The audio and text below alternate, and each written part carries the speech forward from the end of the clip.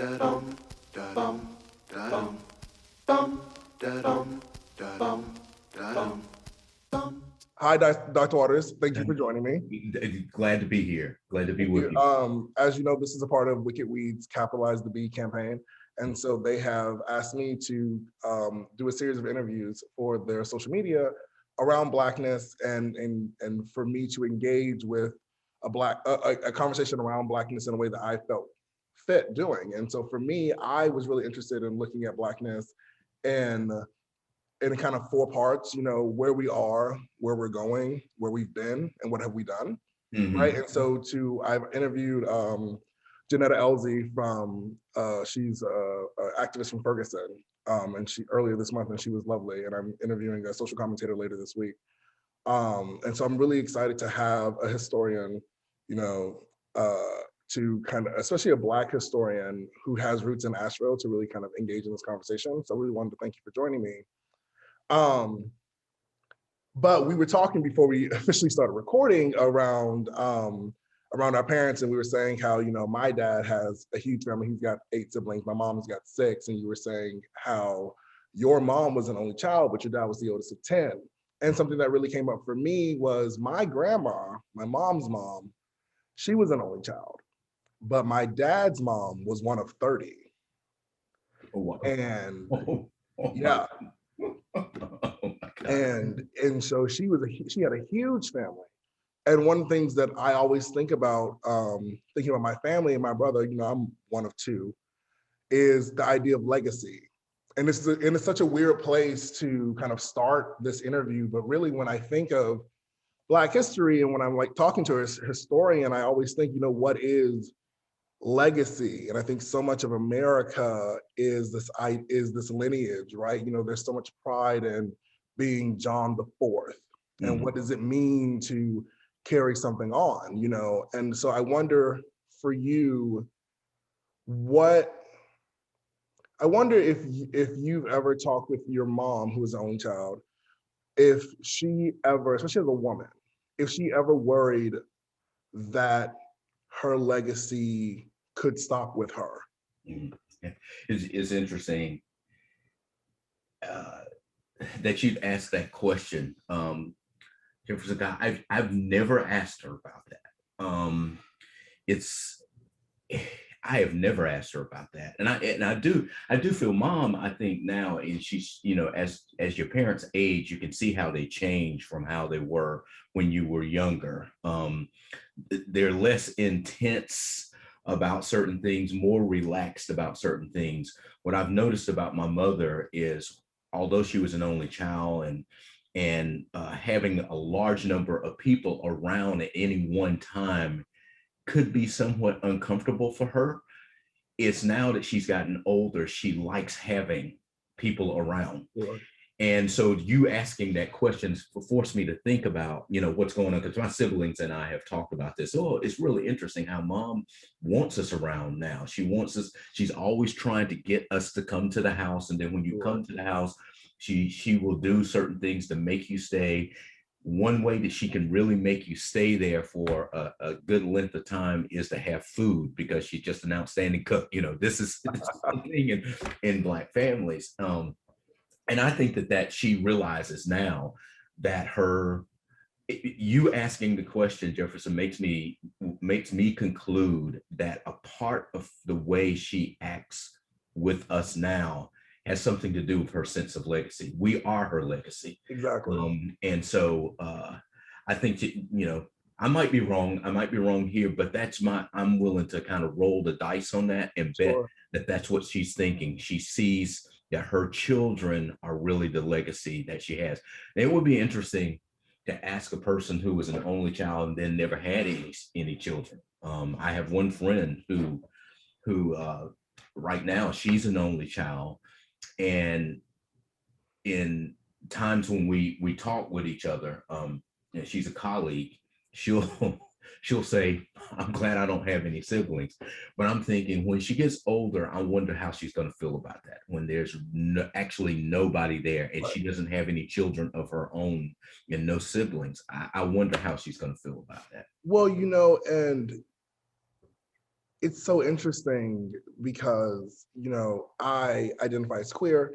And so one of the things that, and one of my best friends years ago, we were having conversations like, what if we don't have kids, right? Mhm. And I was talking to a friend's aunt and uncle who are wealthy New Yorkers. They don't have kids. They married late in life. And I asked them, like, is it enough to just be two people in love and never have kids? And, and she started crying, his wife. She was like, we got married late in life and we wanted to have kids, but we just couldn't. And she Mhm. feels like she said, I feel like I failed him as a wife and I failed as a woman because I couldn't provide kids. Mhm. Right. My brother has a 7-year-old. So like I'm watching my parents see their legacy play out.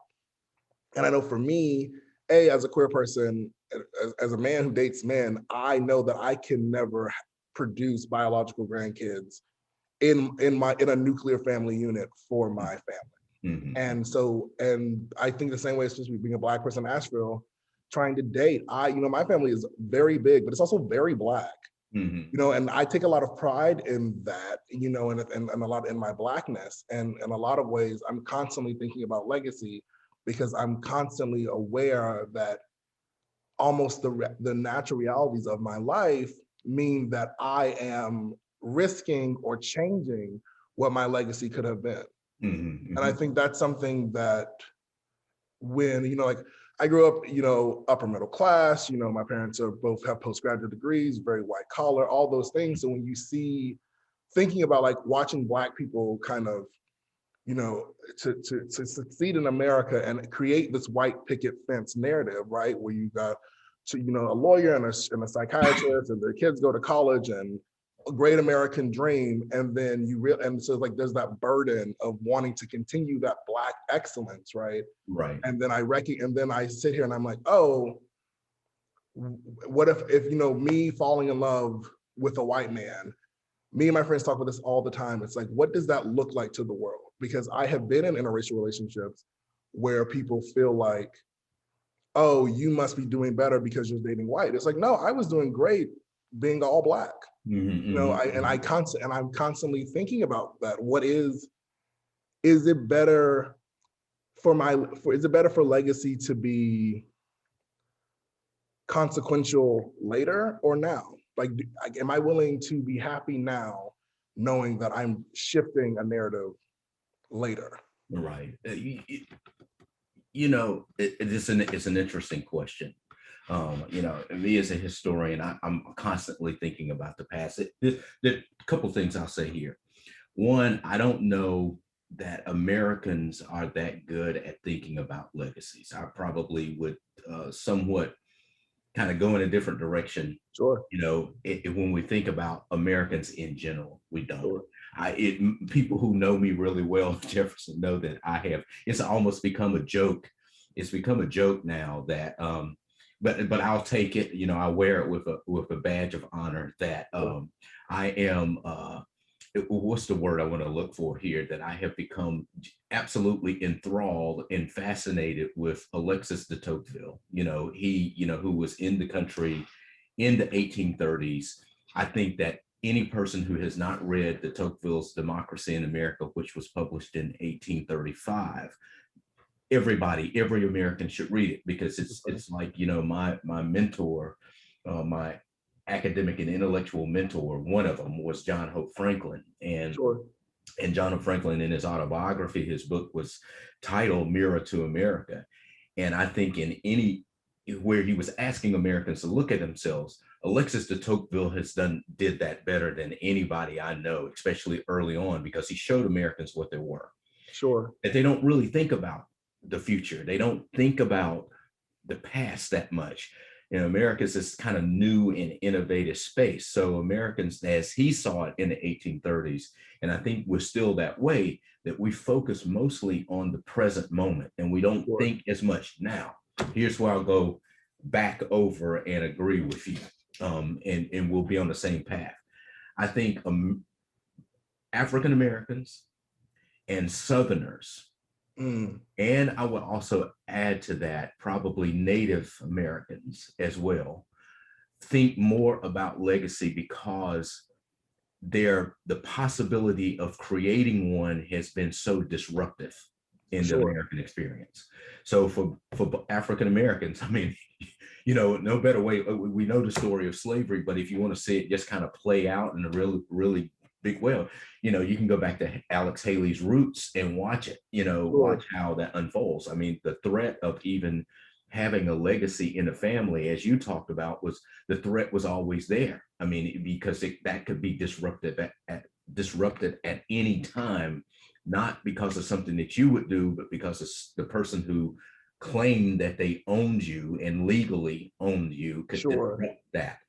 Southerners had their sense of legacy disrupted through the Civil War, Sure. and it, we can, there's still arguments about what the legacy of all of that is. Sure. I'd be here for the rest of the day. But I think it's been that, Southern whites would say, the sense of legacy was disrupted. That's the reason why they gravitate and hold to it in a way that you don't necessarily find in other places. And then we know the story of Native Americans in that sense. Sure. And you're kind of forcing me to think about it, because I have two sons. The oldest one is 25 now, and my younger son, he's 21. And I tell you, there's nothing to me, these two, nothing more valuable to me than those two boys. And I think, that's the case for both me and their mother.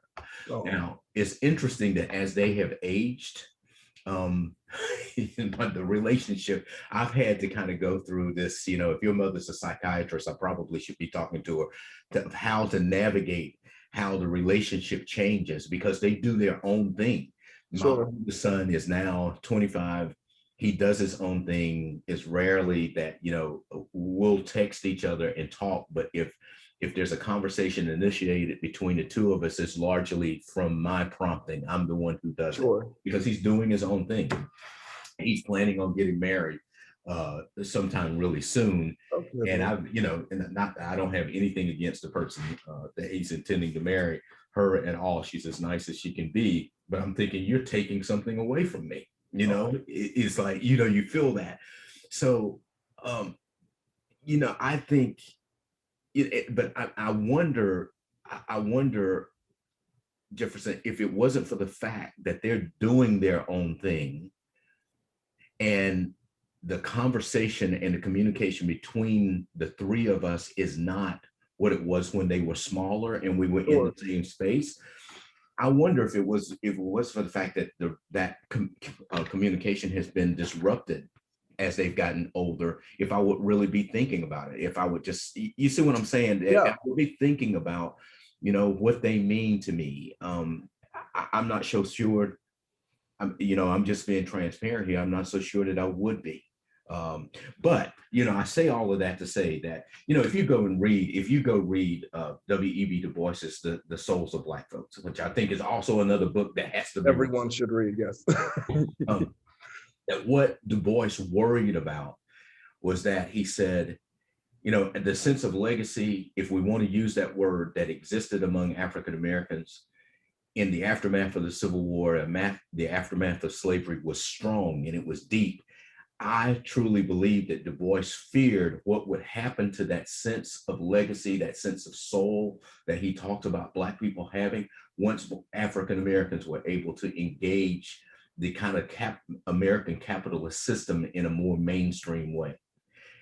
Now that has happened, I think that the sense of legacy among African Americans has been disrupted. And there's something, and what's really interesting about that is that, in the same way that I was just saying around, like, am I thinking of legacy in terms of what will be my legacy or what will be the legacy of kind of my family, right? There's a quote by him that ends with, give me the freedom to enjoy the sun, right? And it's like, in a lot of ways, when I think about my parents, I want their legacy to be they had the freedom to enjoy the sun. They've done the work, they put in the time, they've raised their kids, they found success, they bought a house, right? Like, they did all the things.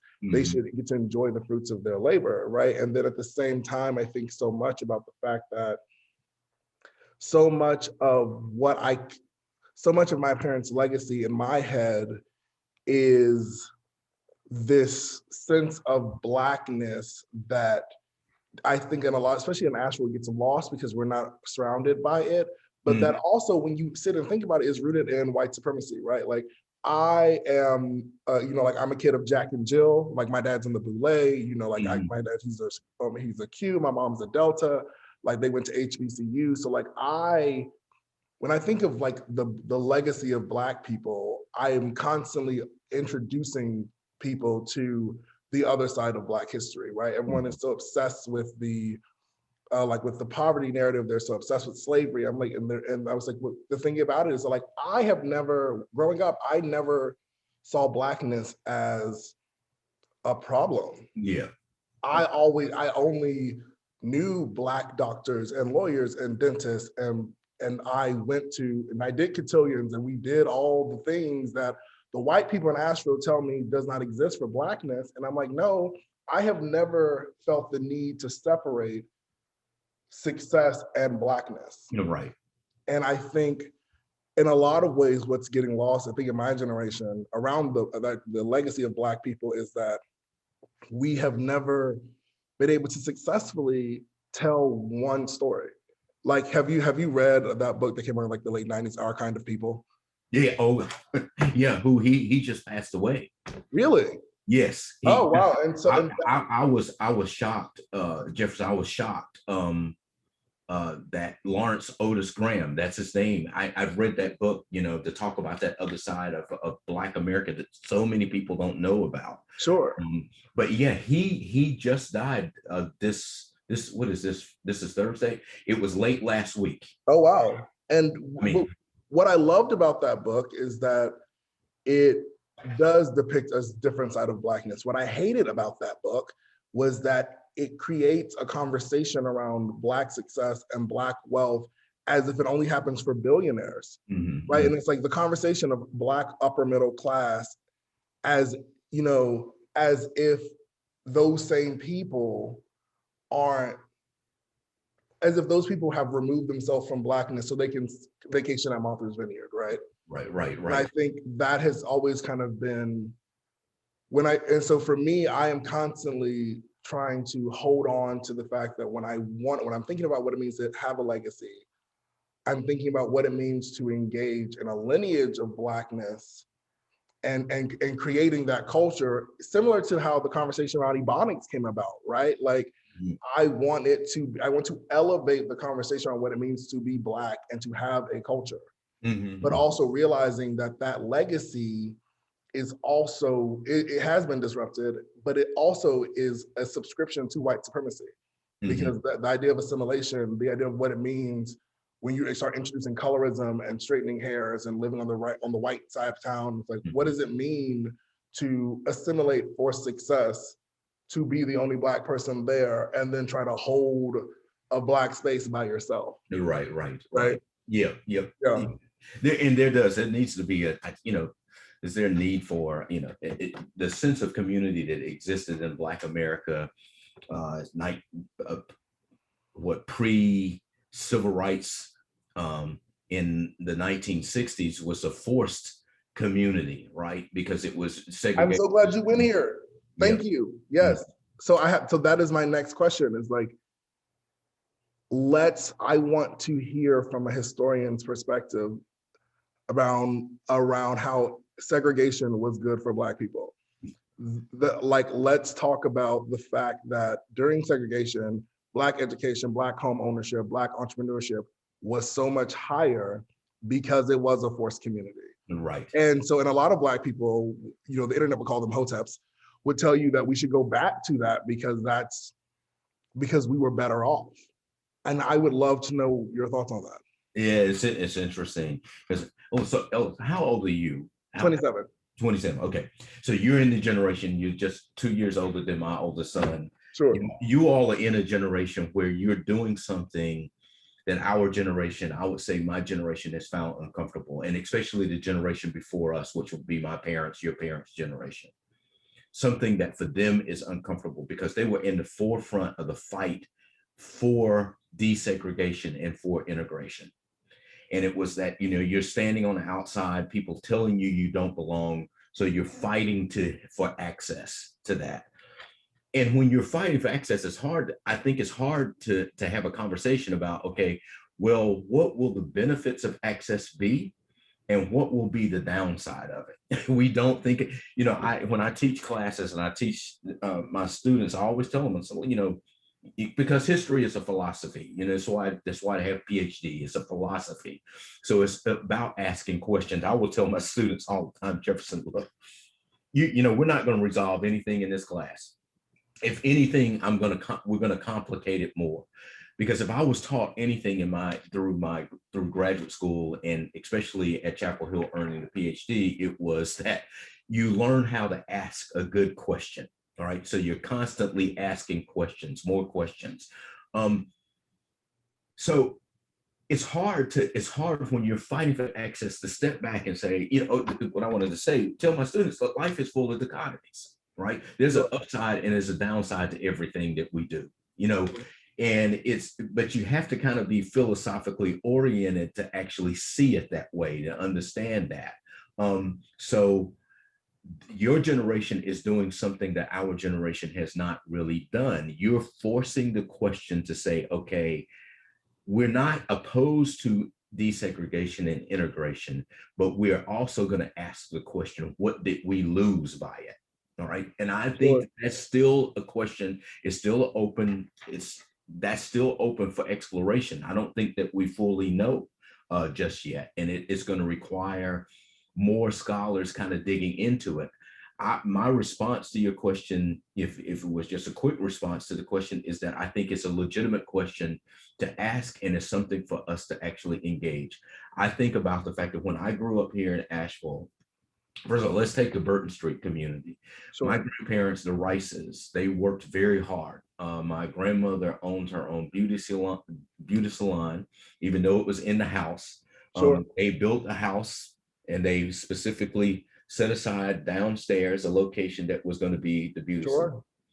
My grandfather, I found out from Matt Bacote not too long ago that the reason why everybody was so, knew who my grandfather Isaiah Rice was, is that Mr. Bacote said he was the first African-American salesperson as a distributor, a beer distributor here in Asheville. He was the first one to do that. He said, so everybody knew you. He grew up in the South Side community. Sure. And so they worked really hard, Ellison. They were very frugal with their money. They saved a lot of money.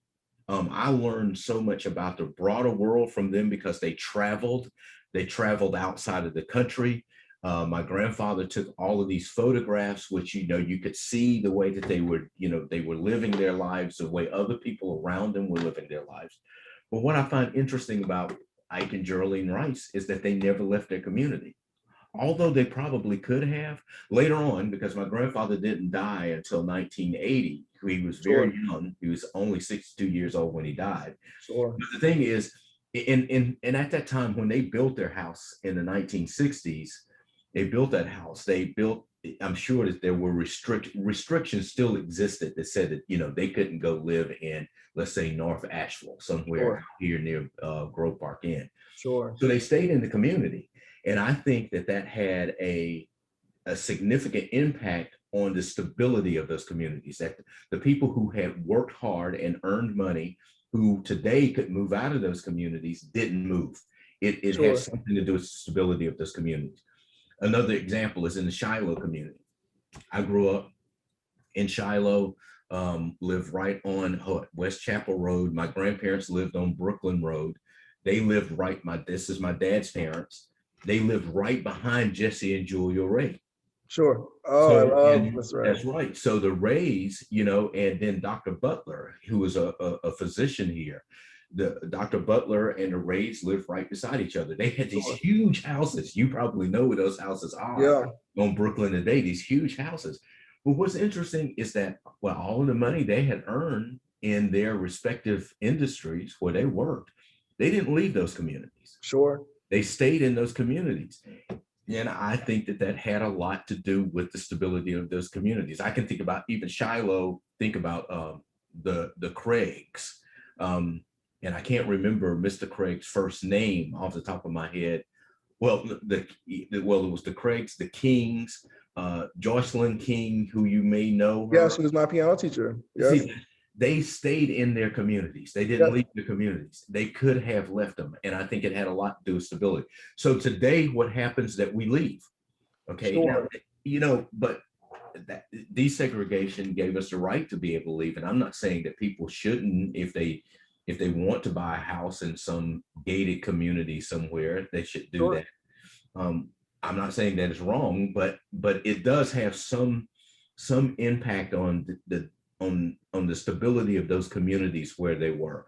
So Well, and I think I have the thing about in a city like Asheville, and even just when you think of like the proper South, right? I think part of that is the idea of success being visible, mhm, and the idea of a good absolutely. school, and the idea of network, and the fact that you can't, like, I want to know, can a person in Asheville today, a Black person who makes $250,000 a year, who builds a house and a lot in Shiloh, how different is that person's life than in terms of network opportunity, social, Yeah, and if they moved across the street to Biltmore Forest? you're right, right. And just knowing that you own, like, because it's similar to it's similar to like real estate in Asheville, especially when I was growing up in high school. It's the equivalent of a handbag, right? I know everything about you by the bag your wife carries and where you live. Mhm. I know how much you can afford. I know what that means. Da da da. And so I wonder I wonder what it means that almost in the conversation around real estate, and I actually want to have another question, but in the conversation around real estate, it's almost like white supremacy requires you to assimilate for you to get the benefits of it. What is it like? They're not going to allow you to get the benefits of the world you live in unless you come into their culture instead of Mhm. staying in your own in a modern time. But in that same way, I wanted to ask you, as a Black person who studies history and has studied history and teaches history, and as someone who knows so much about your own history, how has that affected your sense of self? It strengthened it. It's definitely strengthened it. And I would argue that I felt that it was strong from the beginning because of for some reason, we think very different. I've always kind of been a been accused, even, and I wouldn't say accused, but uh, my mother would say, you act older than your age. She would sometimes jokingly say, you're just like your grandfather, meaning my dad's father, a lot. So I've always had this kind of older spirit. And I think that that's been just reinforced by the fact that then I studied history. Sure. Ellison, for me, and I hear the same thing with you, I've always had a deep appreciation for the people who've come before me. I don't think that there's a deep appreciation for that in this country. Um, Sure. and I'm not the only person who's saying that. I mentioned Alexis de Tocqueville earlier. De Sure. Tocqueville says it, so he because we think more in the moment. But for some reason, I've always thought very highly and respectfully of those who've come before me, no matter what their situation may have been, because there's something you can learn from that. Sure. There's something you can learn from a person who had been enslaved all their life, and if you sit down and take the time to listen. I learned that from John Hope Franklin. He said, you have to be a good listener, and if you listen to people's stories, you're going to always hear something of value that comes out of it. My great aunt lived out in Jackson County in Cullowhee, Sure. which as a kid, I hated going out there. I'm thinking, who wants to go out to Jackson County? But she was one of the wisest people I know. And I think about her and how close she was to the land itself and how that gave her something. So Sure. I find something of value of the people who've gone before me. So I would say, in answer to response to your question, studying history and being able to look at it more deeply, look at the role that people like Carter G. Woodson, Sure. Carter G. Woodson, the role that he played in helping to kind of create this field that we now know as African American history, it's just reinforced my sense of deep appreciation for not only the work and the accomplishments of people who are people of color, people who are African Americans, but it's given me a deeper appreciation of the human spirit, of humanity, Sure. and what human beings can actually accomplish. Sure. No matter what their color may be. But I don't know that we have a deep appreciation for the shared and common humanity that we have. So I think, Sure. yeah. So Yeah, I do, you're right. I do feel the same way. And I would say for me, it has always been trying to being able to trace a legacy and being able to like look at history has always allowed me to appreciate, you know, being Black in a white world, right? I tell people all the time, you know, our agency, we teach a webinar on anti-racist marketing. And part of what I say in that webinar is being Black is okay. Black people do not need you to pretend like they're not Black. Right. Like that's why the name of this campaign is capitalize the B. Okay. Blackness exists. And it's fine that we speak differently. We have our own music, we have our own culture. Yes, that needs to be okay. And you need to treat Blackness as if the same way you treat people from France. Mm-hmm. Not like a second tier version of America, because Blackness is its own thing. It is, right. And being able to read that and trace that history has allowed me to actually feel that. And it has enriched this country in so many different ways. You know, it's Yes. one of my favorite movies. I just think it's just such a funny movie. And I wish, Jefferson, that I could learn all of the words in one part of the movie, because I'm looking for the opportunity one day to use these words. But it's the movie Be Cool.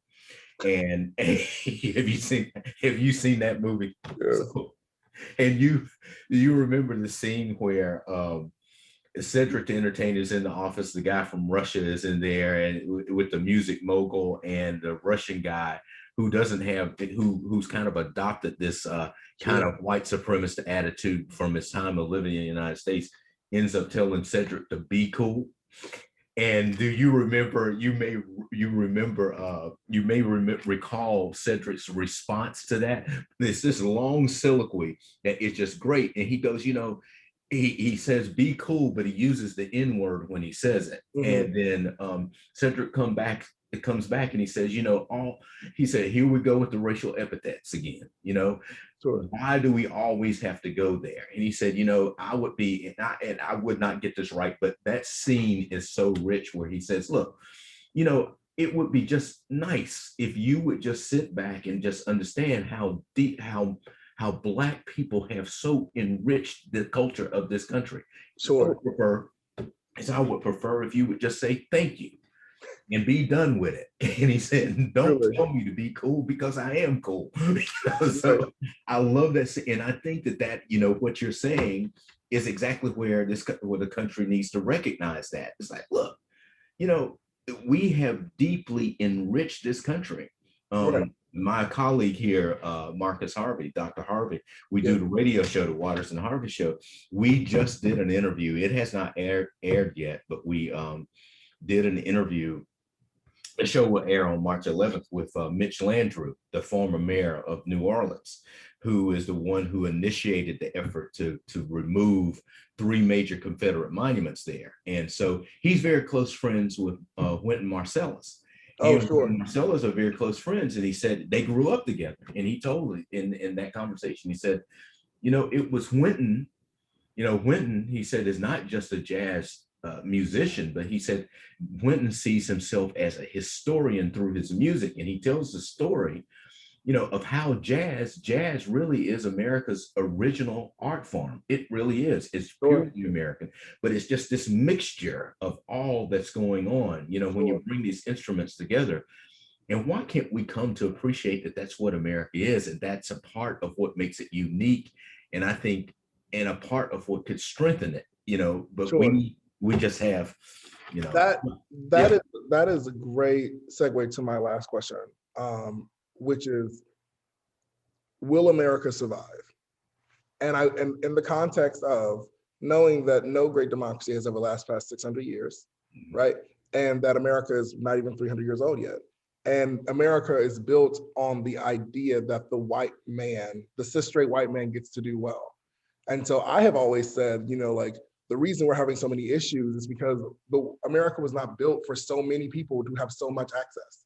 Like, you start letting women and Blacks and natives and immigrants and gays, and they all get to like vote and have power and get on Wall Street. I personally don't think America will survive equality because it was not built for equality. But I want to know from a student of history, like, do you think America will survive? It's, nobody can peer deeply into the future. I think that if America is willing to be open to change, I've mentioned Alexis de Tocqueville. I'm also a very big student of Edmund Burke, and Burke is billed as a conservative. I think he gets misconstrued there and misunderstood. Yeah, he's a conservator. He wants to conserve, I would say, three things. He wants to conserve order, liberty, and justice. He's looking at those three things. They're at the core of, when you read Edmund Burke, you have to see those three things at the core. But he also argues that the survival of any social order is its ability to change and adjust.